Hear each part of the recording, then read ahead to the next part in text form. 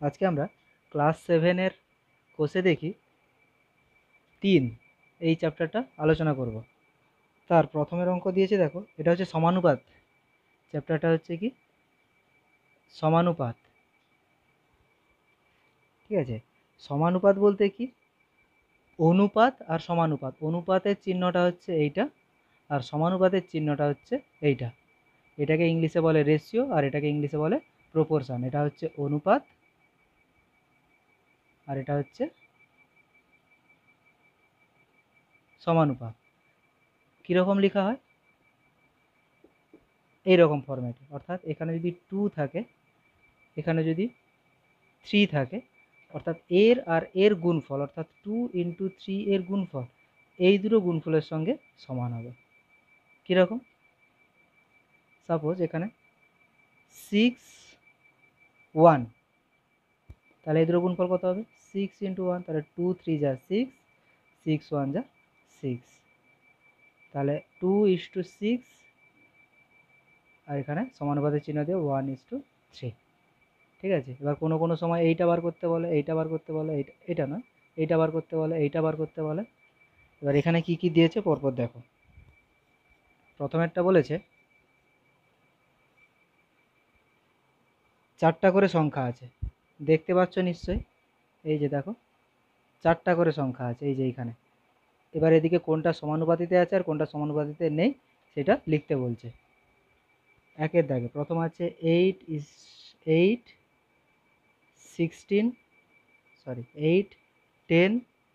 16 20।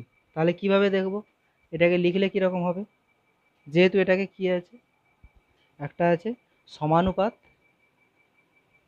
সমানুপাতি, আর একটা আছে সমানুপাতি নয়, সমানুপাতি নয়। তাহলে প্রথমেরটা কি আছে, এটা কি দেখতে হবে, এই দুটোর গুণফল আর এই দুটোর গুণফল সমান আছে কিনা। 8 ইন্টু 20 কত হবে, আর এদিকে 10 ইন্টু 16, 8 2 16, 160, আর এটাও 160। তাহলে কি হবে, এটা অবশ্যই 160 160 মিলে যাচ্ছে, তাহলে এটা সমানুপাতিতে আছে। তারপরে কোনটা 25 30 12 অ্যান্ড 15, 25 আর 15, 25 ইন্টু 15, আর এদিকে 30 আর 12, 25 15 কত হবে, 15 5 75, হাতে 7, 15 30, 30 7 37, 12 3 36, 12 0 0। তাহলে এটা অসমান, তাহলে এটা কি সমানুপাতি নয়, তাই না। মিলে গেলে সমানুপাতি, না মিললে অসমানুপাতি বা সমানুপাতি নয়। তারপরে এটা কত আছে দেখো 5 7 25 35, 35 5 কত, 5 5 25, 5 3 15 2 17, আর 25 7 7 5 35, হাতে 3, 5 7 2 14, 15 16 17 সমান 175 175। তাহলে এটা কি সমানুপাতিতে আছে। তারপরেরটা কত আছে দেখো, তারপরে এটা আছে 4 10 30 18, 4 10 30 18, 4 10 30 18, তাহলে 18 4 72, আর অসমান 30 10 300। তাহলে অসমান মানে কি, এটা সমানুপাত নয়। তারপরে কি 5 10 16 20, 5 10 16 20, 20 5 100, আর এটা 16 10 160, এটাও অসমান, তাহলে এটাও সমানুপাতে নেই। তারপরে আছে 9 15 18 30, 9 15 18 30, 9 3 27, 9 0 0 270, আর 18 15, 18 15 গুণ করলে কত হয়, 18 15 8 5 40, 5 1 5 4 9, আর 18 1 18, 9 8 17 270, 270, এটা সমান। তাহলে দুই সাইড সমান, দুই সাইড সমান মানে কি হবে, অবশ্যই এটা কি সমানুপাতিতে আছে। ঠিক আছে, বাকিগুলো ক্রস দিয়ে দাও, আর এটার এইখানে ক্রস আর এটার এইখানে ক্রস। ঠিক আছে, অর্থাৎ যেখানে যেখানে টিক দেওয়া আছে এটাকে সেই জায়গাটায় সেরকম করে পরপর লিখে যাবে। 2-এর দাগে দেখো, এরপর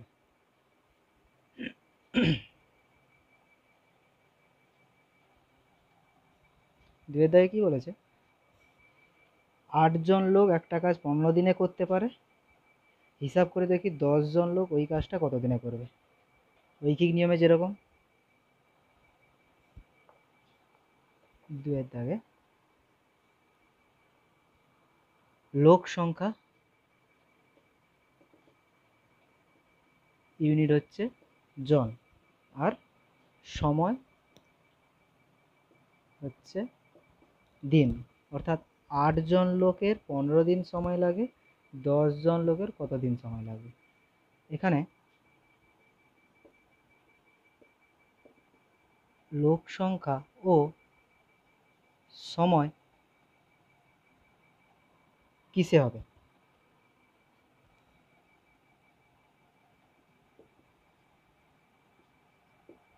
কি সম্পর্কে আছে।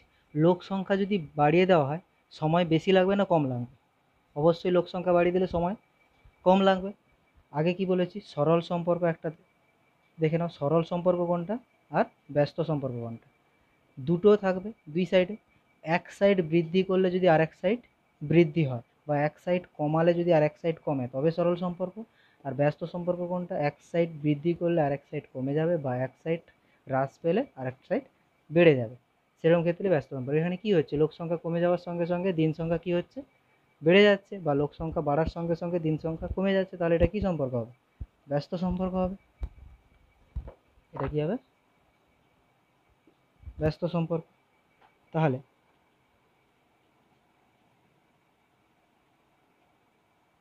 সমানুপাতে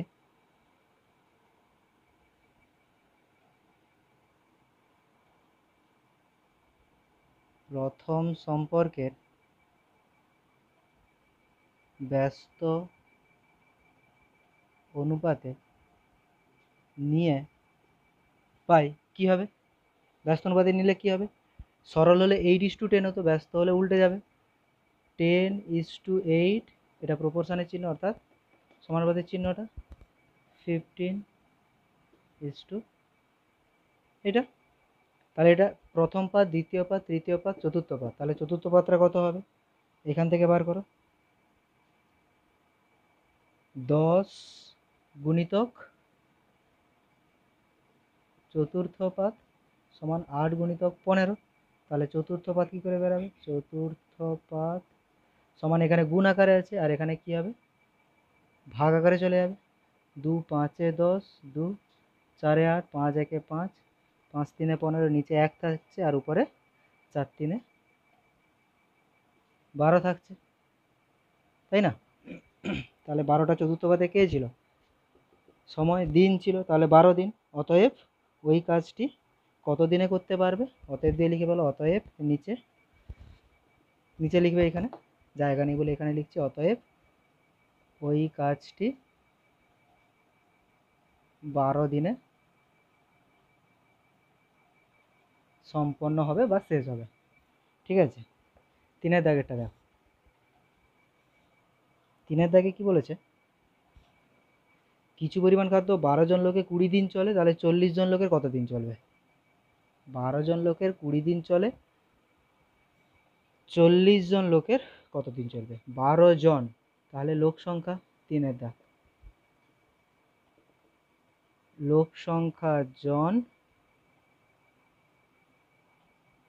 সময় দিন, 12 জন লোকের 40 দিন চলে, 20 জন লোক, সরি ভুল বলে দিলাম, 12 জন লোকে 20 দিন চলে, তাহলে 40 জন লোকে কত দিন চলবে। লোক সংখ্যার সময় কি সম্পর্কে আছে, লোক সংখ্যা ও সময়, আবার লোক সংখ্যা বৃদ্ধি পেলে সময় কম লাগবে, ব্যস্ত সম্পর্কে আছে, হ্যাঁ কি না, ব্যাস। অতএব অনুপাতটা কি হবে, অর্থাৎ সমানুপাতটা কি হবে, অতএব সমানুপাতটি হবে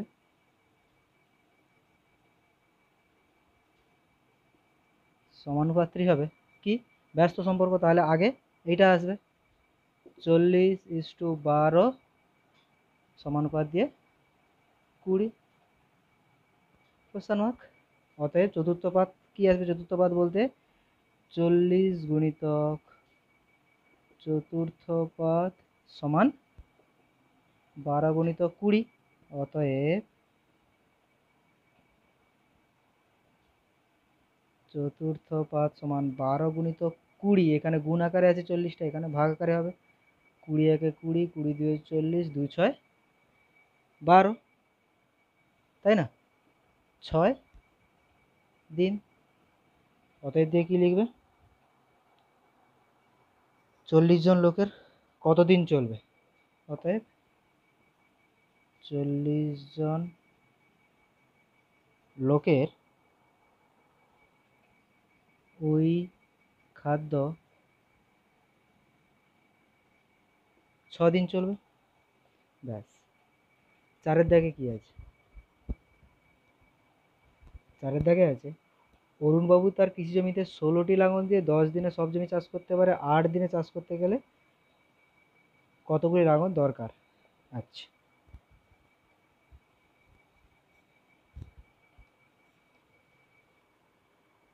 চারের দাগে লাঙলের সংখ্যা 16টা, 10 দিন, তাহলে সময় দিন। আগে সময়টা এই জন্য বললাম, এদিকে দেখো লাঙলটা চাইছে, লাঙলের সংখ্যা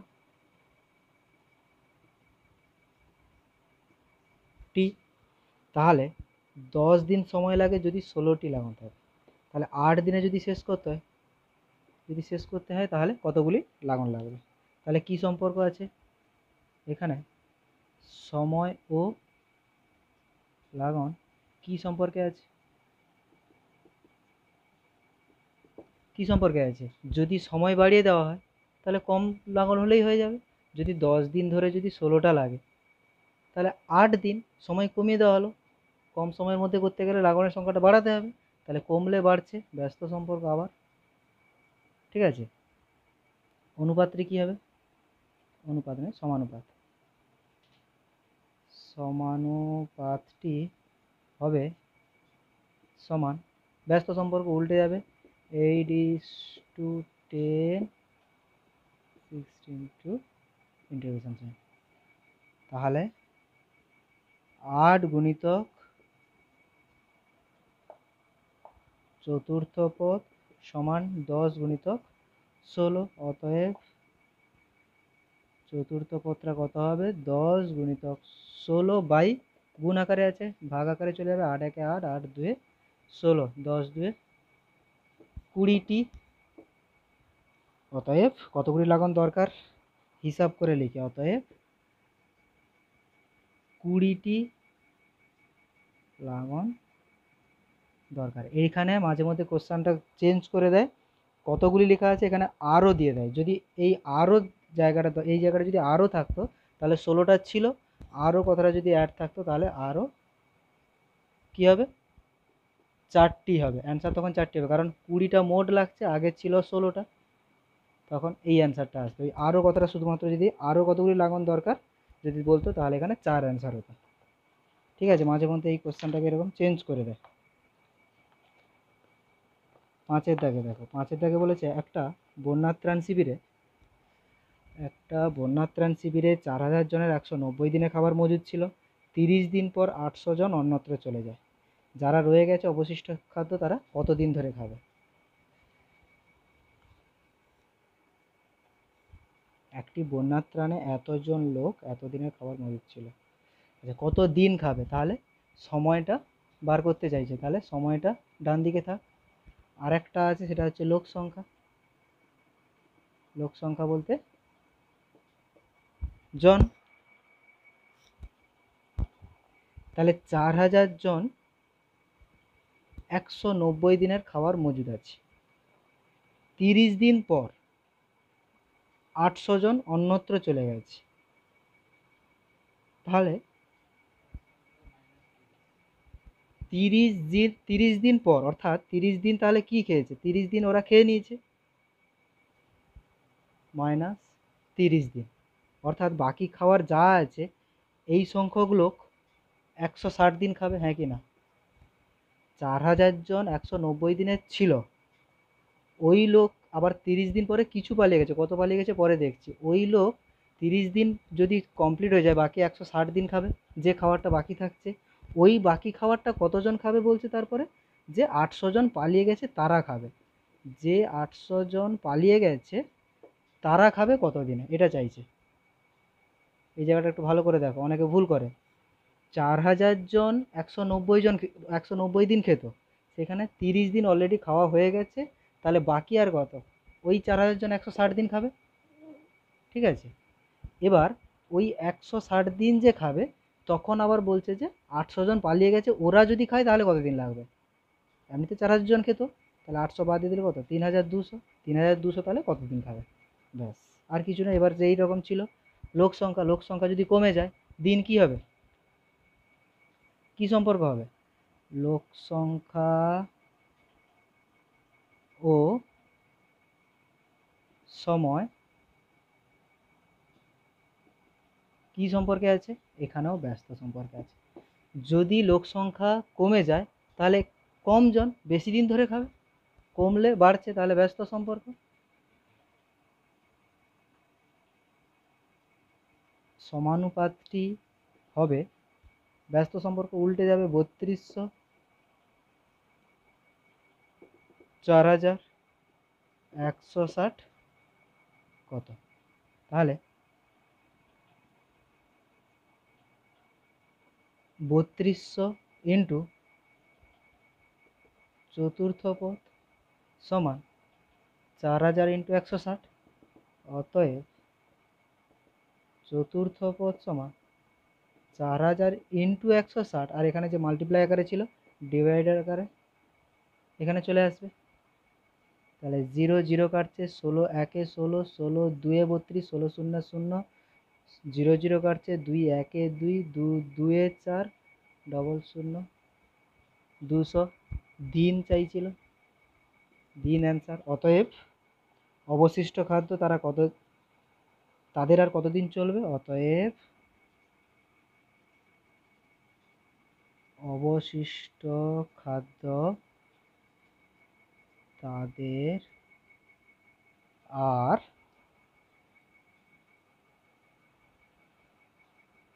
200 দিন চলবে, ঠিক আছে। 6 দাগে দেখো,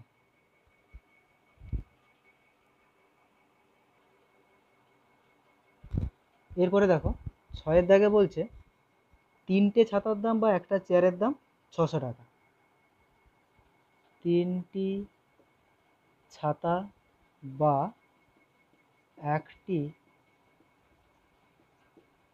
চেয়ারের দাম সমান 600 টাকা। অর্থাৎ 3টা ছাতার দাম 600 টাকা, আবার একটা চেয়ারের দামও 600 টাকা, ঠিক আছে। 2টি ছাতা ও 2টি চেয়ারের দাম চাইছে, তাহলে সমানুপাতে যদি ভাগ করা হয় কীরকম হবে, সমানুপাতে হিসাব করে পাই 3টি ছাতার দাম কত, 600 টাকা, তাহলে একটি ছাতার দাম কত পাওয়া যাবে কীরকম, তাহলে 3 গুণিতক চতুর্থ পদ সমান 600 গুণিতক 1, তাহলে চতুর্থ পদ সমান 600 গুণিতক 1/3 সমান 200 টাকা। তাহলে চতুর্থ পদটা কি, অর্থাৎ একটা ছাতার দাম কত, 200 টাকা। অতএব একটি ছাতার দাম সমান 200 টাকা। তাহলে একটার জায়গায় কত, 2টি ছাতা চাইছে। এবার তাহলে 2টি ছাতার দাম সমান 200 গুণিতক 2 সমান 400 টাকা। এটা করলে হবে, না হলে এইখানে তুমি 2 চেঞ্জ করে দিতে পারো। কীরকম দেখো, এইখানে আরেকটা করে দিচ্ছি, যেখানে একবার করেছি ওই জায়গাটায় 2 করে দিব। তাহলে 3 গুণিতক চতুর্থ পদ সমান 600 গুণিতক 2, তাহলে যেখানে 601 ছিল 2 করে দিই, কাটাকুটি করলে 3 1 3, 3 2 6, 2 2 400। এইখানেও কিন্তু অ্যান্সারটা বেরিয়ে যাবে। তাহলে একটা নয়, 2টি ছাতার দাম তাহলে কত হয়ে যাবে, 400। এটা করলেও হবে, তখন এটা লেখার দরকার নেই। অতএব 2টি ছাতার দাম 400। আবার 2টি চেয়ারের দাম বলেছে, সমানুপাতে হিসাব করে পাই, আরেকবার লিখি। সমানুপাতে ছাতার দাম এখানে লিখে দাও, ছাতার দাম। এরপরেরটা তখন লিখবো কি, সমানুপাতে চেয়ারের দাম হিসাব করে পাই। কীরকম হবে, চেয়ারের দাম, একটি চেয়ারের দাম 600 টাকা, তাহলে 1:600 রেশিও। কতগুলো বার করছে, দুটি চেয়ারের দাম, দুটি চেয়ারের দাম কত, তাহলে 1 ইন্টু চতুর্থ পদ, 1 ইন্টু চতুর্থ পদ সমান কত, 600 ইন্টু 2। অতএব নয়, অতএবটা উপরে লিখি, এখানে অসুবিধা হবে দেখতে। অতএব চতুর্থ পদ সমান 600 ইন্টু 2, এখানে মাল্টিপ্লাই 1 আছে, তাহলে এইটা, তাহলে কাটাকুটি করলে 6 2 1200 টাকা। 1200 টাকা নয়, চতুর্থ পদ বার করছে, এখানে ইউনিট লিখবে না, চতুর্থ পদ কিন্তু এখানে ইউনিট থাকবে না, অতএব দিয়ে লিখবে। তারপরে যে দুটো বলেছে, অতএব দুটি চেয়ারের দাম, দুটি চেয়ারের দাম সমান 1200 টাকা। আগের এখানে কত ছিল, 400 টাকা ছিল দুটি ছাতার দাম, দুটি চেয়ারের দাম 1200 টাকা। দুটো অ্যান্সার হয়ে গেল। নেক্সট, সাথে দেখে কি বলছে,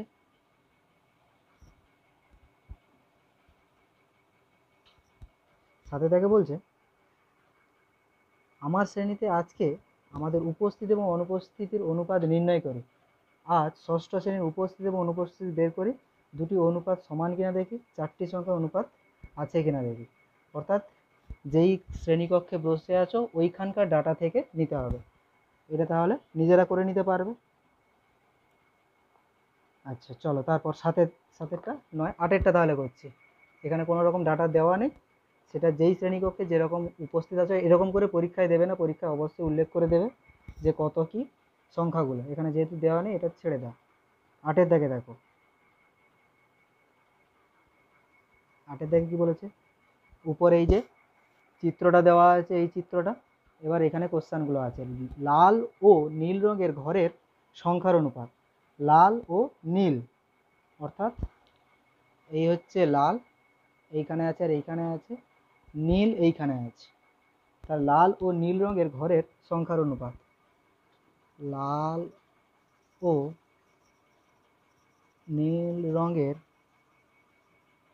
ঘরের সংখ্যার অনুপাত। 2 3 4 5, 5 3 15, তারপরে এখানে 3, আর এখানে 1 2 3, 1 2 3, 3 3 9, 15 3 18, 18 9 27, তাই তো। তাহলে কত আছে, লাল হচ্ছে 27টা, নীল কত আছে, নীল আছে দেখো 1 2 3 4 5 6, কাটাকুটি করলে কত হবে, 27 এর 6, 3 2 এর 6, 3 9 27, 9:2। এটা এ হয়ে গেল। বি কি আছে, বেগুনি, আচ্ছা বাদামি ও বেগুনি রঙের ঘরের সংখ্যার অনুপাত, বাদামি ও বেগুনি রঙের ঘরের সংখ্যার অনুপাত।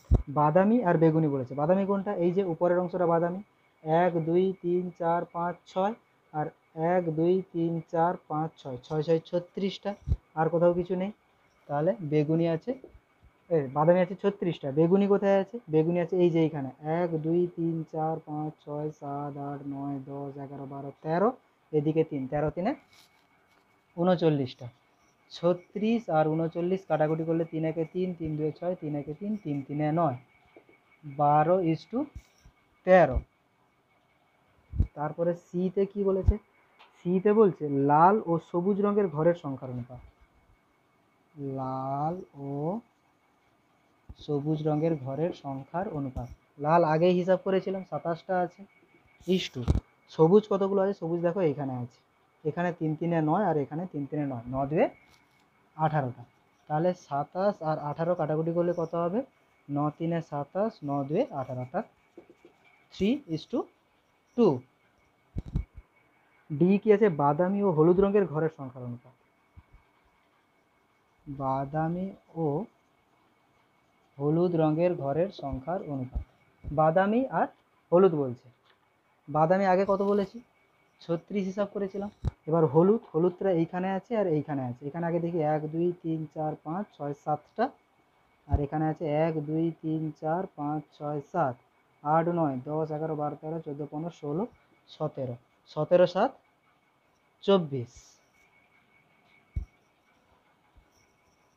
কাটাকুটি করলে কত হবে? 36/24। 12 3 36, 12 2 24, 3:2। এরপরে কার চাইছে? ইতে কোন 4টি রঙের ঘরের সংখ্যা সমানুপাতে আছে? কোন 4টি রঙের ঘরের সংখ্যা সমানুপাতে আছে? সমানুপাত বলতে কি? তাহলে 9:2 আর 12:13। এটাকে আগে দেখো।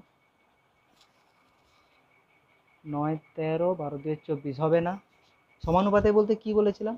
এই যে এইখানকার সঙ্গে এইখানকার গুণফল আর এইখানকার সঙ্গে এইখানকার গুণফল যখনই সমান হয়ে যাবে সেটা সমানুপাতে। তাহলে দেখো, এইটা যদি হয় 9 2 18, 3 2 6 হবে না। 3 2 6, 3 2 6, হ্যাঁ এটা হবে। 3:2 প্রপোর্শন 3:2, মানে এইটা আর এইটা, লাল সবুজ বাদামি হলুদ যদি হয় তাহলে 3 2 6, 3 2 6, এটা হবে একটা। আর কোনটা আছে? আর এইটার সঙ্গে এইটা যদি হয় 9 2 18, 3 2 6, না হচ্ছে না। 12 2 24, 13 3 29, না কোনোটাই হচ্ছে না। একমাত্র এই দুটো হচ্ছে। সি আর ডি তে যে রঙগুলো আছে ওইগুলো হচ্ছে। কোন 4টি রং? লাল সবুজ বাদামি হলুদ। লাল সবুজ বাদামি ও হলুদ, এই 4টি রং এর ঘরের সংখ্যা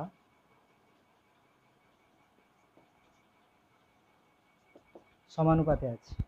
এই পর্যন্ত হয়ে গেল। এরপরে দেখো 9টা আছে। দুটি শরবতে সিরাপের অনুপাত আছে। দুটি শরবতে সিরাপের অনুপাত 2:5 and 6:10। কোনটিতে বেশি আছে?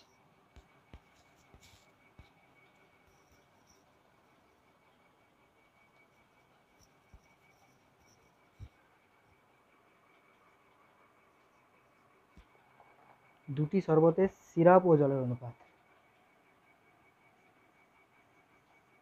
দুটি শরবতে সিরাপ ও জলের অনুপাত সমান কত আছে? 2:5 6:10। 2:5 6:10। কোনটিতে বেশি? কোনটি বেশি মিষ্টি? তাহলে প্রথম শরবতে সিরাপ কত? যেখানে সিরাপ বেশি থাকবে সেখানে মিষ্টি বেশি হবে।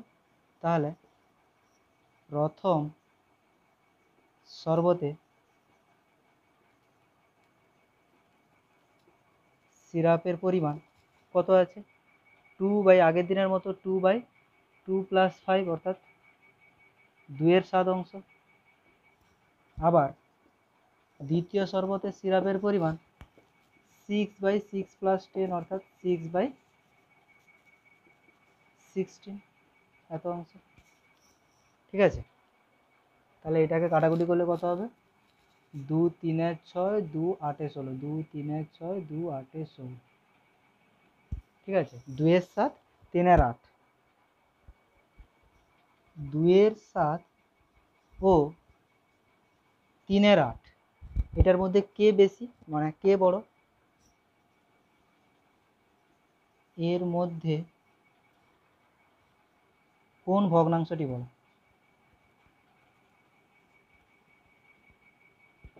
কোন ভগ্নাংশটা বড় হবে?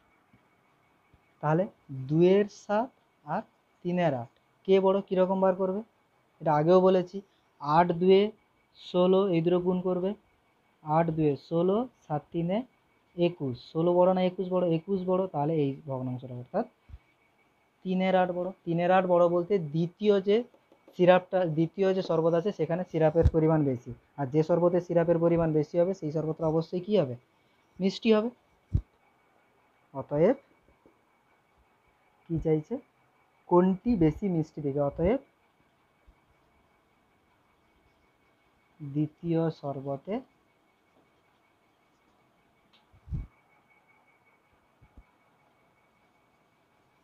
এর মিষ্টির পরিমাণ বেশি, বা দ্বিতীয় শরবতটি বেশি মিষ্টি। ঠিক আছে, 10-এর দাগে কি আছে? 10-এর দাগে আছে জল জমে বরফে পরিণত হয় এবং সেটা 10% আয়তনে বৃদ্ধি পায়। তাহলে কিছু পরিমাণ জল ও তা বরফের আয়তনের অনুপাত বার করতে বলেছে। 10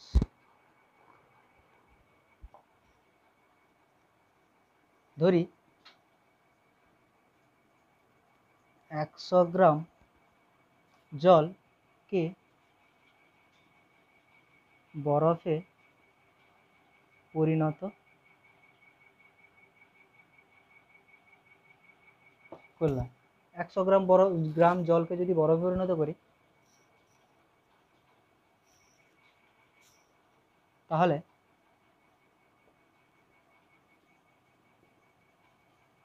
বরফের পরিমাণটা কত হবে? 100 এর 10% বেশি, অর্থাৎ 100 জল তো থাকছে, বৃদ্ধি পাবে কত না 100 এর 10%। মূল এটা থাকছে, এরপরে এটা বৃদ্ধি পাবে। তাহলে এবার কাটাকুটি করো, 0 0 0 0, তাহলে 100 ছিল প্লাস 10 সমান কত হবে? 110 হবে। তাহলে জল ও বরফের আয়তন, অতএব জল ও বরফের আয়তনের অনুপাত কত হবে? জলের ছিল 100 আর বরফের হয়ে গেল 110, লাস্ট শূন্যটা যদি কেটে যায় 10:11, এটাই অ্যান্সার।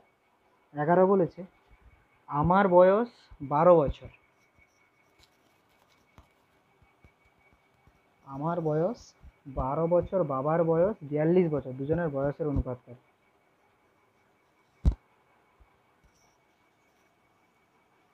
আমার বয়স 12 বছর, আমার বাবার বয়স 42 বছর, অতএব আমার ও বাবার বয়সের অনুপাত কত হবে? 12:42 সমান, কাটাকুটি করো, 6 দিয়ে 12, 6 7 42, 2:7, এটাই অ্যান্সার। ঠিক আছে, 12 দাগে কি বলছে? 12 দাগে বলছে প্রীতমের গল্পের বই ও পড়ার বইয়ের সংখ্যার অনুপাত হচ্ছে 2:5। 4টি যদি গল্পের বই হয়, পড়ার বই কত? প্রীতমের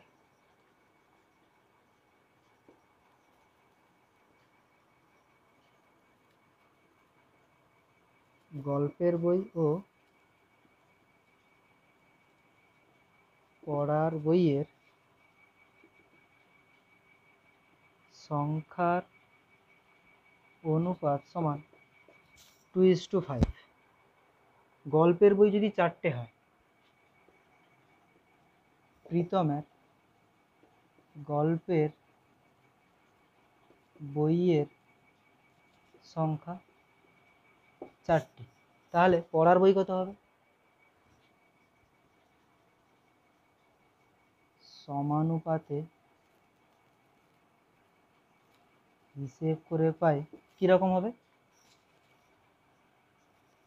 তাহলে দুইটা কত হচ্ছে, যে দুইটা আছে গল্পের বই আর পড়ার বই হচ্ছে 5, তাহলে দুইটা হচ্ছে 4টে, 2 ইউনিট হচ্ছে 4টে, তাহলে 5 কত হবে, তাই না?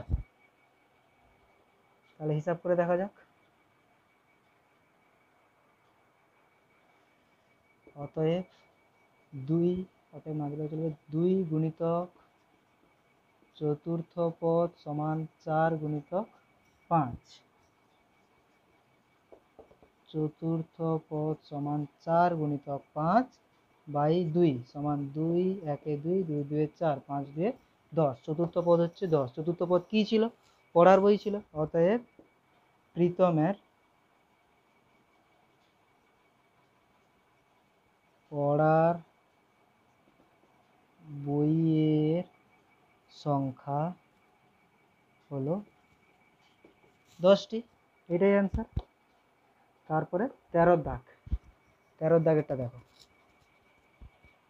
অঙ্কগুলোতে যদি কোথাও বুঝতে কিছু অসুবিধা হয় অবশ্যই দেখো ডেসক্রিপশান বক্সে একটা টেলিগ্রামের নাম্বার দেওয়া আছে, ওই নাম্বারে পাঠিয়ে দাও কোনোটা অসুবিধা থাকলে, বা কোনো নিজে করতে যেগুলো যদি অসুবিধা থাকে পাঠিয়ে দাও, অবশ্যই সেগুলো সলভ করে পাঠিয়ে দিও।